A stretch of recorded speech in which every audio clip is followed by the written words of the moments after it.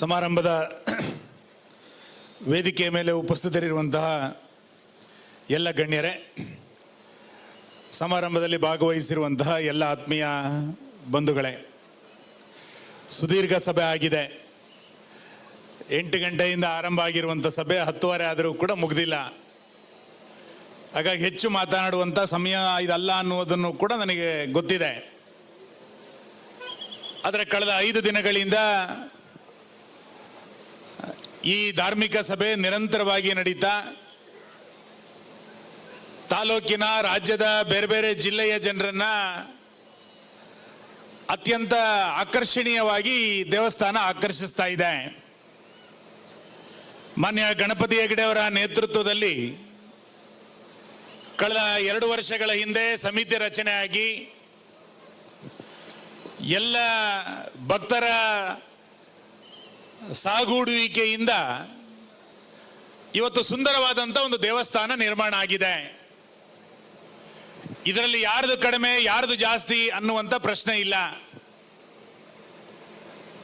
100 ರೂಪಾಯಿ ಕೊಟ್ಟಂತವನು ಕೂಡ ಭಕ್ತನೇ, ಲಕ್ಷ ಕೋಟಿ ಕೊಟ್ಟವನು ಕೂಡ ಭಕ್ತನೇ ಎನ್ನುವಂಥ ಭಾವನೆಯಿಂದ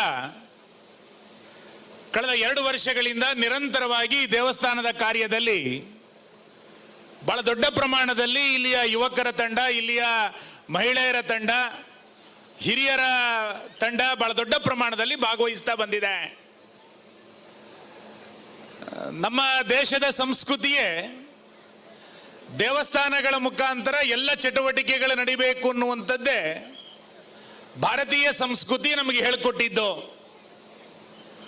ಆ ಹಿನ್ನೆಲೆಯಲ್ಲಿಯೇ ಇಡೀ ದೇಶದಲ್ಲಿ ಎಲ್ಲ ಕಡೆಗಳಲ್ಲಿ ದೇವಸ್ಥಾನಗಳಿಗೆ ಕೊಟ್ಟಷ್ಟು ಆದ್ಯತೆಯನ್ನ ಭಾರತೀಯ ಸಮಾಜ ಬೇರೆ ವಿಷಯಗಳಿಗೆ ಕೊಡಲೇ ಇಲ್ಲ.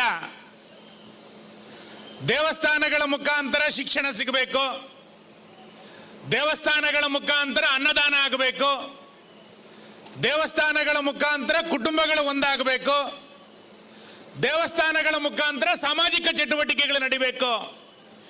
ಈ ಪರಿಕಲ್ಪನೆಯನ್ನ ನಮ್ಮ ಹಿರಿಯರು ಹೇಳಿಕೊಟ್ಟಿದ್ರು. ಆ ಕಾರಣಕ್ಕೋಸ್ಕರ ದೇಶದ ಯಾವುದೇ ಭಾಗಗಳಿಗೆ ನೀವು ಹೋದ್ರೆ ದೇವಸ್ಥಾನಗಳು ಎಲ್ಲ ಗ್ರಾಮಗಳಲ್ಲಿ ಸಿಗುತ್ತೆ. ಕಾರಣ ಏನು ಅಂತಂದ್ರೆ ದೇವಸ್ಥಾನವನ್ನ ಕೇಂದ್ರವಾಗಿ ಇಟ್ಟುಕೊಂಡೇ ಸಮಾಜದ ಎಲ್ಲ ಚಟುವಟಿಕೆಗಳು ನಡೀಬೇಕು ಅನ್ನುವಂಥದ್ದು ಭಾರತೀಯ ಸಂಸ್ಕೃತಿ ಹೇಳಿಕೊಟ್ಟಿದ್ದು. ಅಲ್ಲಿ ನಂಬಿಕೆ ಇದೆ, ಅಲ್ಲಿ ಶ್ರದ್ಧೆ ಇದೆ, ಅಲ್ಲಿ ಕಳಕಳಿ ಇದೆ, ಅಲ್ಲಿ ಒಗ್ಗಟ್ಟಿದೆ. ಈ ಎಲ್ಲ ಸಂಗತಿಗಳು ದೇವಸ್ಥಾನಗಳಲ್ಲಿ ಇದ್ದಿದೆ. ಗಣಪತಿ ಹೆಗಡೆಯವರು ಉಲ್ಲೇಖ ಮಾಡಿದ್ರು, ನಮಗೆಲ್ಲರಿಗೂ ಕೂಡ ಗೊತ್ತಿದೆ. ಈ ದೇವಸ್ಥಾನದ ಜೀರ್ಣೋದ್ಧಾರದ ಕಾರ್ಯ ಆಗಬೇಕಾದ್ರೆ 5 ಗ್ರಾಮಗಳಿಗೆ ಒಳಗೊಂಡಂತ ಈ ಮಹಾಗಣಯ ದೇವಸ್ಥಾನಕ್ಕೆ ಪ್ರತಿ ತಿಂಗಳು ಅಥವಾ ಪ್ರತಿ 15 ದಿನಕ್ಕೋಸ್ಕರ ದಿನ ದೊಡ್ಡ ಪ್ರಮಾಣದಲ್ಲಿ ಭಜನಾ ಮೆರವಣಿಗೆಗಳನ್ನ ಈ ಭಾಗದ ಎಲ್ಲ ಭಕ್ತರು ನಾವೆಲ್ಲರೂ ಕೂಡ ಒಟ್ಟಾಗಿ ಸೇರಿ ಮಾಡಿದ್ದೇವೆ. ಅಂದ್ರೆ ದೇವಸ್ಥಾನಕ್ಕೂ ಗ್ರಾಮಕ್ಕೂ, ದೇವಸ್ಥಾನಕ್ಕೂ ಮತ್ತು ಭಕ್ತರಿಗೂ ಒಂದು ಜೋಡಣೆಯನ್ನು ಮಾಡುವಂತ ಪ್ರಯತ್ನವನ್ನ ಇಲ್ಲಿರುವಂತ ಸಮಿತಿ ಅತ್ಯಂತ ಯಶಸ್ವಿಯಾಗಿ ಮಾಡಿದೆ.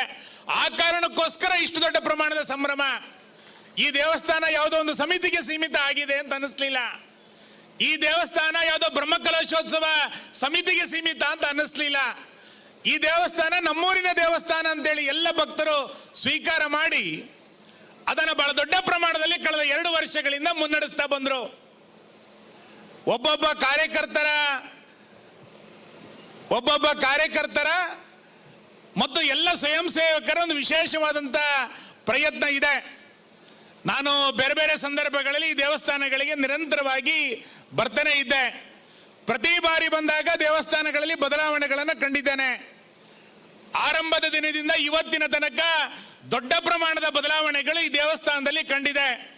ವೇದಿಕೆಯಲ್ಲಿ ಕೂತಂತ 10 ಜನ, ವೇದಿಕೆಯಲ್ಲಿ ಕೆಳಗಿರುವಂತ 100 ಜನ ಈ ದೇವಸ್ಥಾನ ಚೆನ್ನಾಗಾಗಬೇಕು ಅನ್ನುವಂಥ ಕನಸುಗಳನ್ನ ಹಲವು ವರ್ಷಗಳಿಂದ ಕಾಣ್ತಾ ಬಂದಿದ್ರು. ಆದರೆ ಇವತ್ತು ಅವರೆಲ್ಲರಿಗೂ ಕೂಡ ಒಂದು ಸಾರ್ಥಕತೆಯ ಭಾವನೆ ಇದೆ. ಈ ದೇವಸ್ಥಾನ ಇವತ್ತು ಚೆನ್ನಾಗಾಗಿದೆ ಅಂತ. ಆ ಹಿನ್ನೆಲೆಯಲ್ಲಿ ಈ ದೇವಸ್ಥಾನಕ್ಕೆ ದೊಡ್ಡ ಪ್ರಮಾಣದಲ್ಲಿ ಸಹಕಾರವನ್ನು ಮಾಡಿದಂತ ಎಲ್ಲ ದಾನಿಗಳನ್ನ ನಾನು ಶಾಸಕನಲ್ಲಿ ಅಭಿನಂದನೆಗಳನ್ನ, ಧನ್ಯವಾದಗಳನ್ನ ಸಮರ್ಪಿಸ್ತೇನೆ. ಇಂಥ ದೇವಸ್ಥಾನಗಳು ಇನ್ನಷ್ಟು ಜಾಸ್ತಿ ಆಗ್ತಾ ಹೋಗಬೇಕು. ನಾನು ಆರಂಭದಲ್ಲಿ ಹೇಳಿದಂತೆ ದೇವಸ್ಥಾನಗಳಿಗೆ ಹೆಚ್ಚು ಆದ್ಯತೆಯನ್ನು ಈ ಸಮಾಜ ಕೊಡ್ತಾ ಬಂದಿದೆ. ಭಾರತೀಯ ನಂಬಿಕೆಗಳು ದುರ್ಬಲ ಆಗಬೇಕು ಅನ್ನುವ ಕಾರಣಕ್ಕೇನೆ ದೇವಸ್ಥಾನಗಳನ್ನು ಬಹಳ ದೊಡ್ಡ ಪ್ರಮಾಣದಲ್ಲಿ ಧ್ವಂಸ ಮಾಡುವಂತ ಪ್ರಕ್ರಿಯೆಗಳು ಕೂಡ ನಡೀತಾ ಹೋಯಿತು. ನಾನು ಆ ಇತಿಹಾಸಕ್ಕೆ ಹೋಗೋದಿಲ್ಲ. ಆದರೆ ನಮ್ಮ ಎಲ್ಲರ ಭಾಗ್ಯ ಏನು ಅಂತ ಕೇಳಿದ್ರೆ, ಇವತ್ತು ನಮ್ಮ ಕಾಲಘಟ್ಟದಲ್ಲಿ ಮಿಯಾರಿನ ಮಹಾಲಿಂಗೇಶ್ವರ ದೇವಸ್ಥಾನವನ್ನು ಒಳಗೊಂಡಂತೆ ದೇಶದ ನೂರಾರು ದೇವಸ್ಥಾನಗಳು ಇವತ್ತು ಅಭಿವೃದ್ಧಿಯನ್ನು ಕಾಣ್ತಾ ಇರುವಂಥದ್ದು, ಅದನ್ನು ನೋಡುವಂತ ಭಾಗ್ಯ ಸಿಕ್ಕಿರುವಂಥದ್ದು ನಮ್ಮೆಲ್ಲರ ಪುಣ್ಯ ಅಂತ ನಾನು ಅನ್ಕೊಳ್ತೇನೆ. ಆ ನಂಬಿಕೆಯಿಂದನೇ ಈ ದೇಶದಲ್ಲಿ ಬಹಳ ದೊಡ್ಡ ಪ್ರಮಾಣದಲ್ಲಿ ಚಟುವಟಿಕೆಗಳು ನಡೀತಾ ಬಂದಿದೆ. ನಾನು ಮೊನ್ನೆ ಮಹಾಕುಂಭ ಮೇಳಕ್ಕೆ ಹೋಗಿದ್ದೆ. ಮಹಾಕುಂಭ ಮೇಳದ ವಿಶೇಷ ಏನು ಅಂತ ಕೇಳಿದ್ರೆ, 144 ವರ್ಷಕ್ಕೋಸ್ಕರ ನಡೆಯುವಂತ ಕುಂಭಮೇಳ ಅಂತ. ಬಹುಶಃ ಇಲ್ಲಿರುವಂತವರು ನಾಳೆ ನಾಡಿದ್ರಲ್ಲಿ ಇನ್ನು ತುಂಬಾ ಜನ ಹೋಗೋರಿದ್ದಾರೆ ಅಂತ ನಾನು ಕೇಳಲ್ಪಟ್ಟೆ. ವಿದೇಶದ ಜನರಿಗೆ ಒಂದು ವಿಚಿತ್ರ ಅಂತ ಅನ್ನಿಸ್ಬೋದು. ಕೇವಲ ಸ್ನಾನ ಮಾಡ್ಲಿಕ್ಕೋಸ್ಕರ 40 ಕೋಟಿ ಜನ ಬರ್ತಾರೆ ಅಂತಂದ್ರೆ ಈ ದೇಶದಲ್ಲಿ ಯಾವ್ಯಾವುದಕ್ಕೆ ಆದ್ಯತೆಯನ್ನು ಕೊಟ್ವಿ? ಪರಮ ಪೂಜ್ಯ ಸ್ವಾಮೀಜಿಗಳು ಹೇಳಿದ್ರು, ಎಲ್ಲದರಲ್ಲೂ ಕೂಡ ಭಗವಂತನವನ್ನ ಕಂಡಂತ ಸಮಾಜ ಇದು ಅಂತ.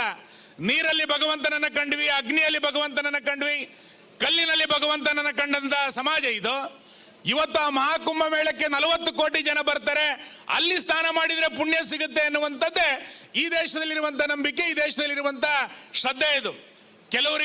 ಕೆಲವರು ಟೀಕೆಗಳನ್ನು ಮಾಡ್ತಾರೆ, ಅಲ್ಲಿ ಸ್ನಾನ ಮಾಡಿದ್ರೆ ಅಲರ್ಜಿ ಬಂದ್ಬಿಡ್ಬೋದು, ನಾಗಾ ಸಾಧುಗಳು ಅಷ್ಟು ದೊಡ್ಡ ಪ್ರಮಾಣದಲ್ಲಿ ಬಂದಿದೆ ಅಂತ. ಅಂದ್ರೆ ಈ ದೇಶದ ನಂಬಿಕೆ ಏನು ಅಂತ ಕೇಳಿದ್ರೆ, 12 ವರ್ಷಕ್ಕೊಂದ್ಸರಿ ಕುಂಭಮೇಳ, ಆ 12 ವರ್ಷಕ್ಕೊಮ್ಮೆ ನಡೆಯುವಂತ ಕುಂಭಮೇಳ 12ನೇ ಬಾರಿ ಬಂದಾಗ ಅದು 144 ವರ್ಷಕ್ಕೋಸ್ಕರ ಬರುತ್ತೆ. ಅದನ್ನ ಮಹಾಕುಂಭ ಮೇಳ ಅಂತ ಕರಿತೀವಿ ಎನ್ನುವಂತ ಪರಿಕಲ್ಪನೆ ಈ ದೇಶದ್ದು. ಆ ಕಾರಣಕ್ಕೋಸ್ಕರ ತ್ರಿವೇಣಿ ಸಂಗಮಕ್ಕೆ ಇವತ್ತು 40 ಕೋಟಿ ಜನ ಬರ್ತಾರೆ ಅಂತಂದ್ರೆ ಈ ದೇಶದ ನಂಬಿಕೆಯ ವಿಷಯ ಅದು ಅನ್ನೋದನ್ನ ನಾನು ಮತ್ತೆ ಮತ್ತೆ ಇಲ್ಲಿ ಒತ್ತಿ ಹೇಳ್ಬೇಕಾಗತ್ತೆ. ಇನ್ನು ಅಯೋಧ್ಯೆಯಲ್ಲಿ ರಾಮ ಮಂದಿರದ ನಿರ್ಮಾಣದ ಕಾರ್ಯ, ಎಷ್ಟು ವರ್ಷದ ಕನಸು ನಮ್ಮ ರಾಮ ಮಂದಿರದ ನಿರ್ಮಾಣ ಆಗಬೇಕು ಅಂತ. ಆದ್ರೆ ಪುಣ್ಯ ಯೋಗ ಏನು ಅಂತ ಕೇಳಿದ್ರೆ, ನಮ್ಮ ಕಾಲಾವಧಿಯಲ್ಲಿ ಅಯೋಧ್ಯೆಯಲ್ಲಿ ರಾಮ ಮಂದಿರ ನಿರ್ಮಾಣ ಆಯಿತು. ಅದನ್ನು ನೋಡುವಂತ ಸೌಭಾಗ್ಯ ನಮಗೆ ಸಿಕ್ತು ಅನ್ನುವಂಥದ್ದು ನಮ್ಮೆಲ್ಲರದು ಪುಣ್ಯದ ಕಾರ್ಯ. ಅದು ನಮ್ಮೆಲ್ಲರ ಕಾಲಾವಧಿಯಲ್ಲಿ ನಡೆದಿದೆ ಎನ್ನುವಂಥದ್ದು ನಮ್ದು ಕನಸು. ಇವತ್ತು ಮಿಯಾರು ಮಹಾಲಿಂಗೇಶ್ವರ ದೇವಸ್ಥಾನದ ಇತಿಹಾಸ 800 ವರ್ಷಗಳ ಇತಿಹಾಸದ ಬಗ್ಗೆ ಕಳೆದ 4 ದಿನಗಳಿಂದ ಉಲ್ಲೇಖನೆ ಮಾಡ್ತಾ ಬಂದಿದ್ರು. ಆ 800 ವರ್ಷಗಳಲ್ಲಿ ಸುಂದರವಾದಂತಹ ದೇವಸ್ಥಾನ ನಿರ್ಮಾಣ ಆಗಿದ್ದು ಅಂತ ಕೇಳಿದ್ರೆ ಈ ಕಾಲಾವಧಿಯಲ್ಲಿ, ಅದು ನಮ್ಮ ಕಾಲಾವಧಿಯಲ್ಲಿ ಎನ್ನುವಂಥದ್ದೇ ಅತ್ಯಂತ ಸಂತೋಷದ ಸಂಗತಿ. ಹಾಗಾಗಿ ನಾವೆಲ್ಲರೂ ಕೂಡ ಈ ಕಾಲಾವಧಿಯಲ್ಲಿರುವಂತವರು ನಾವೆಲ್ಲರೂ ಕೂಡ ಪುಣ್ಯವಂತರು ಅನ್ನೋದನ್ನು ನಾನು ಮತ್ತೆ ಮತ್ತೆ ಈ ಸಂದರ್ಭದಲ್ಲಿ ಸ್ಮರಿಸ್ಕೊಳ್ತಾ, ಮಾನ್ಯ ಗಣಪತಿ ಹೆಗಡೆ ಅವರು, ಸತ್ಯೇಂದ್ರ ನಾಯ್ಕರು ಮತ್ತು ಉಳಿದಂಥವ್ರ ಎಲ್ಲರ ತಂಡ, ನಾನು ಮತ್ತೆ ಮತ್ತೆ ಅವ್ರನ್ನ ಹೊಗಳಿಕೆಗೆ ಹೋಗೋದಿಲ್ಲ. ಆದರೆ ಒಂದು ಒಳ್ಳೆಯ ನೇತೃತ್ವವನ್ನು ಸಿಕ್ಕಾಗ ಮತ್ತು ಒಳ್ಳೆಯ ಶ್ರದ್ಧಾಭಕ್ತಿಯಿಂದ ಚಟುವಟಿಕೆಯನ್ನು ಮಾಡಿದಾಗ ಯಾವುದೇ ವಿವಾದಗಳಿಲ್ಲದಂತೆ, ಯಾವುದೇ ಸಣ್ಣ ಪುಟ್ಟ ಲೋಪದೋಷಗಳಿಲ್ಲದಂತೆ ದೇವಸ್ಥಾನವನ್ನು ಹೇಗೆ ನಿರ್ಮಾಣ ಮಾಡೋದನ್ನ ಗಣಪತಿ ಹೆಗಡೆಯವರು ಮತ್ತು ಸತ್ಯೇಂದ್ರ ನಾಯ್ಕರು ಮತ್ತು ಅವರ ಇಡೀ ತಂಡ, ಎಲ್ಲರ ಹೆಸರನ್ನ ಬಳಕೆ ಮಾಡ್ಕೊಳ್ಳೋಕೆ ಹೋಗೋದಿಲ್ಲ, ಎಲ್ಲರ ಸಮ್ಮುಖದಲ್ಲಿ ಈ ದೇವಸ್ಥಾನ ಅತ್ಯಂತ ಚೆನ್ನಾಗಾಗಿದೆ. 10 ಸಮಿತಿಗಳನ್ನು ರಚನೆ ಮಾಡಿಕೊಂಡು ಕಳೆದ ಹಲವು ದಿನಗಳಿಂದ ಕೆಲಸ ಕಾರ್ಯಗಳನ್ನು ಮಾಡ್ತಾ ಇದ್ದಾರೆ. ಕೆಲವ್ರದ್ದು ಪರಿಚಯ ಸಿಗಲಾದಷ್ಟು ಗಡ್ಡ ಉದ್ದ ಬಂದಿದೆ. ಅಂದ್ರೆ ಬ್ರಹ್ಮ ಕಲಶೋತ್ಸವ ಮುಗಿಯುವ ತನಕ ನಾವು ಈ ಶ್ರದ್ಧೆಯಿಂದ ಹೊರಗೆ ಬರೋದಿಲ್ಲ ಅನ್ನುವಷ್ಟರ ಮಟ್ಟಿಗೆ ಕೆಲವರು ಅಷ್ಟು ಶ್ರದ್ಧಾಭಕ್ತಿಯಿಂದ ಕೆಲಸ ಕಾರ್ಯಗಳನ್ನು ಮಾಡ್ತಾ ಇದ್ದಾರೆ. ಇವರೆಲ್ಲರ ಸಾಮೂಹಿಕ ಪ್ರಯತ್ನದ ಕಾರಣಕ್ಕೆ ಈ ದೇವಸ್ಥಾನ ಇವತ್ತು ಪೂರ್ಣಗೊಂಡಿದೆ. ನಾನು ಮತ್ತೆ ಮತ್ತೆ ಈ ದೇವಸ್ಥಾನಕ್ಕೆ ಸಹಕರಿಸಿದಂಥ ಎಲ್ಲರನ್ನೂ ಸ್ಮರಿಸ್ಕೊಳ್ತೇನೆ. ಅರುಣ್ ಅವರು ಇಲ್ಲಿದ್ದಾರೆ. ದೇವಸ್ಥಾನಕ್ಕೆ ಬೇಕಾದಂಥ ಒಂದು ಒಳ್ಳೆಯ ದೀಪಾಲಂಕಾರದ ವ್ಯವಸ್ಥೆಯನ್ನ ಇವತ್ತು ಮಹಾಬಲಣ್ಣ ಇದ್ದಿದ್ರೆ ಬಹಳ ಖುಷಿ ಪಡ್ತಾ ಇದ್ರು, ಅದನ್ನು ಉಲ್ಲೇಖ ಮಾಡಿದ್ರು. ಒಂದು ಸುಂದರವಾದಂತಹ ದೀಪಾಲಂಕಾರದ ವ್ಯವಸ್ಥೆ ಆಗಿದೆ. ಧ್ವಜಸ್ತಂಭವನ್ನು ಅವ್ರು ಕೊಟ್ಟಿದ್ದಾರೆ, ಇನ್ನೊಬ್ರು ಕೊಟ್ಟಿದ್ದಾರೆ. ಇಲ್ಲಿರುವಂಥ ಎಲ್ಲ ಗಣ್ಯರು ಕೂಡ ದೊಡ್ಡ ದೊಡ್ಡ ಪ್ರಮಾಣದ ಸಹಾಯವನ್ನು ಮಾಡಿದ್ರಿಂದ ಕರೆಯಣ್ಣ ಉಲ್ಲೇಖ ಮಾಡಿದ್ರು. ಬೊಂಬಾಯಿಗೆ ಹೋಗ್ಬೇಕಾದ್ರೆ ತಂದೆ ತಾಯಿಯರು ಎಷ್ಟು ದೇವಸ್ಥಾನಕ್ಕೆ ಕೈ ಮುಗಿದು ಕಳಿಸ್ಕೊಟ್ಟಿದ್ರು, ನಮ್ಮ ಮಕ್ಕಳಿಗೆ ಏನೋ ಆಗಬಾರ್ದು ಅನ್ನುವ ಕಾರಣಕ್ಕೋಸ್ಕರ. ಅದೇ ಮಕ್ಕಳು ಇವತ್ತು ದೇವಸ್ಥಾನವನ್ನು ನಿರ್ಮಾಣ ಮಾಡಿದ್ದಾರೆ ಎನ್ನುವಂಥದ್ದೇ ಅತ್ಯಂತ ಸಂತೋಷದ ಸಂಗತಿ ನಮಗೆಲ್ಲರಿಗೂ ಕೂಡ. ಈ ನಂಬಿಕೆನಲ್ಲಿ, ಶ್ರದ್ಧೆನಲ್ಲಿ ಭಾಗವಹಿಸಿದಂಥ ಎಲ್ಲರಿಗೂ ಕೂಡ ನಾನು ಮತ್ತೆ ಮತ್ತೆ ಧನ್ಯವಾದಗಳನ್ನು ಹೇಳ್ತಾ, ಈ ದೇವಸ್ಥಾನದ ಬ್ರಹ್ಮಕಲಶ ದಿನ ಆರಂಭ ಆಯಿತು ಅನ್ನುವ ಕಾರಣಕ್ಕೆ ನಾವು ಜನವರಿನಲ್ಲಿ ನಡಿಬೇಕಾಗಿದ್ದ ಕಂಬಳವನ್ನು ಮುಂದಕ್ಕೆ ಹಾಕಬೇಕಾಗಿತ್ತು. ದೇವಸ್ಥಾನದ ಮೊದಲ ಕಾರ್ಯ ಆಗಬೇಕು, ಕಂಬಳ ಆಮೇಲೆ ಮಾಡೋಣ ಅಂತ. ಆದರೆ ಕಂಬಳ ಸಮಿತಿ ಅಧ್ಯಕ್ಷನಾಗಿ ಇವತ್ತು ನಾನು ಸ್ಪಷ್ಟ ಮಾಡಬೇಕಾಗಿದೆ, ಮಾರ್ಚ್ ತಿಂಗಳಿನಲ್ಲಿ ನಮ್ಮ ಮಿಯಾರಿನ ಲವಕುಶ ಕಂಬಳವನ್ನು ನಾವು ಮಾರ್ಚ್ ತಿಂಗಳಲ್ಲಿ ಮಾಡಬೇಕು ಅನ್ನುವಂಥ ತೀರ್ಮಾನವನ್ನು ಈಗಾಗಲೇ ಮಾಡಿದ್ದೇವೆ. ಈ ಬ್ರಹ್ಮಕಲಶೋತ್ಸವ ಮುಗಿದ ನಂತರ ಆ ಕಂಬಳದ ಚಟುವಟಿಕೆಯು ನಿಲ್ಲಬಾರ್ದು, ಅದು ಕೂಡ ನಡಿಬೇಕು ಅನ್ನುವಂಥ ಸಂಕಲ್ಪ ನಮ್ಮೆಲ್ಲ ಸಮಿತಿಯವ್ರದ್ದು ಕೂಡ ಇದೆ. ಇದಕ್ಕೆ ಪ್ರತ್ಯಕ್ಷವಾಗಿ ಪರೋಕ್ಷವಾಗಿ ಸಹಕರಿಸಿದಂಥ ಎಲ್ಲ ಭಕ್ತರಿಗೆ, 5 ಗ್ರಾಮಗಳ ಎಲ್ಲ ಭಕ್ತರಿಗೆ, ತಾಲೂಕಿನ ಎಲ್ಲ ಭಕ್ತರಿಗೆ, ವಿಶೇಷವಾಗಿ ಸಮಿತಿಯ ಎಲ್ಲ ಪದಾಧಿಕಾರಿಗಳಿಗೆ ನಾನು ಮತ್ತೆ ಮತ್ತೆ ಅಭಿನಂದನೆಗಳನ್ನು ಈ ಸಂದರ್ಭದಲ್ಲಿ ಸ್ಮರಿಸ್ಕೊಳ್ತಾ, ಎಲ್ಲರೂ ಉಲ್ಲೇಖ ಮಾಡಿದರು, ದೇವಸ್ಥಾನದ ಆಗಿದೆ, ಬ್ರಹ್ಮಕಲಶೋತ್ಸವ ಆಗಿದೆ, ಇದರ ಮುಂದಿನ ದಿನಗಳಲ್ಲಿ ನಿರ್ವಹಣೆ ಮಾಡುವಂಥದ್ದು ಕೂಡ ಬಹಳ ದೊಡ್ಡ ಕರ್ತವ್ಯ ಇದೆ. ಅದು ಬಹಳ ದೊಡ್ಡ ಪ್ರಮಾಣದ ನಮ್ಮೆಲ್ಲರ ಹೆಗಲ ಮೇಲಿದೆ. ಈ ದೇವಸ್ಥಾನ ನಮ್ದು ಅಂತ ಅನ್ಕೊಂಡಾಗ ಮಾತ್ರ ಇದರ ನಿರ್ವಹಣೆಯು ಸುಲಭ ಆಗುತ್ತೆ. ಇದನ್ನು ಮುಂದುವರಿಸ್ಕೊಂಡು ಹೋಗ್ಲಿಕ್ಕೂ ಕೂಡ ಯಶಸ್ಸು ಕಾಣಲಿಕ್ಕೆ ಸಾಧ್ಯ ಆಗುತ್ತೆ. ಈ 2 ವರ್ಷದಲ್ಲಿ ತೋರಿದಂಥ ಶ್ರದ್ಧೆ, ಭಕ್ತಿ ಮುಂದಿನ ಎಲ್ಲ ದಿನಗಳಲ್ಲೂ ಕೂಡ ನಮ್ಮೆಲ್ಲರ ನಡುವೆ ಇರಲಿ ಎನ್ನುವಂಥ ಆಶೆಯನ್ನು ವ್ಯಕ್ತ ಮಾಡಿ ಮತ್ತೊಮ್ಮೆ ನಿಮ್ಮೆಲ್ಲರಿಗೂ ಕೂಡ ಅಭಿನಂದನೆಗಳು, ಧನ್ಯವಾದಗಳು, ನಮಸ್ಕಾರ.